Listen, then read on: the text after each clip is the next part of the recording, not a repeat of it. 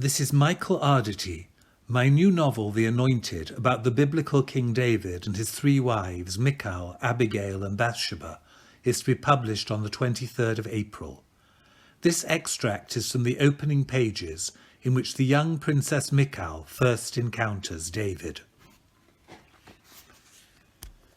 I heard him before I saw him, strumming his lyre, the notes flowing through his fingers as smoothly as sand.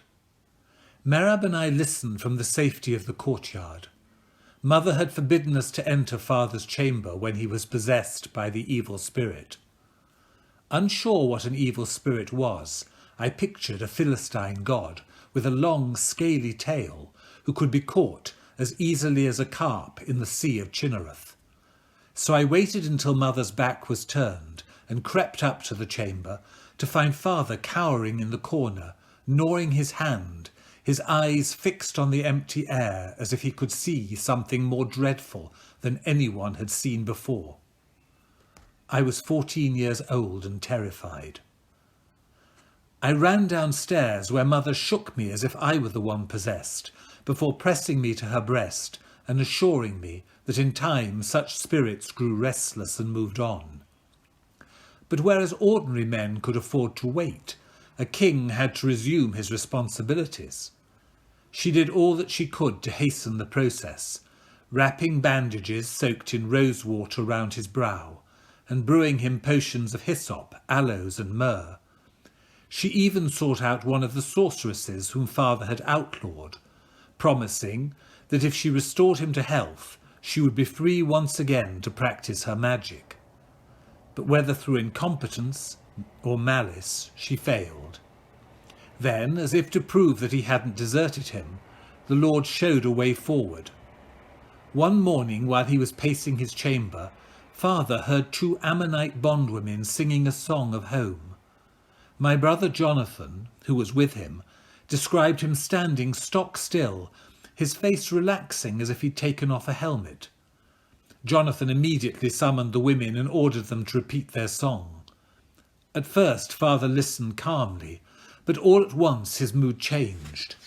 He leapt up, throwing a footstool at one woman and taking a bite out of her companion's leg. They fled screaming. Jonathan forced them to return, but their agitation was transmitted to father, and any virtue of their singing was lost. With the tale of the bondwomen widely reported, Job, my cousin Abner's armour-bearer, proposed to send for his uncle David, a shepherd of rare musical talent. No sheep-shearing, grape-gathering or new moon festival in their hometown of Bethlehem was complete without his songs. No one, Job insisted, was better equipped to restore the balance of the king's mind. Abner was dubious that a simple shepherd could succeed where wiser men had failed. Merab and I were dubious of any claim made by such a boorish braggart as Job. My mother and Jonathan, however, were ready to try anything, and to my relief their faith was rewarded. David arrived, and according to Jonathan, showed no fear when father bared his teeth at him.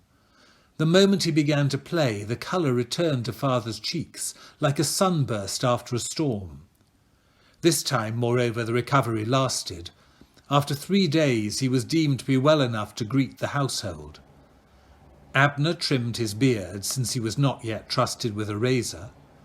Jonathan and the twins bathed him.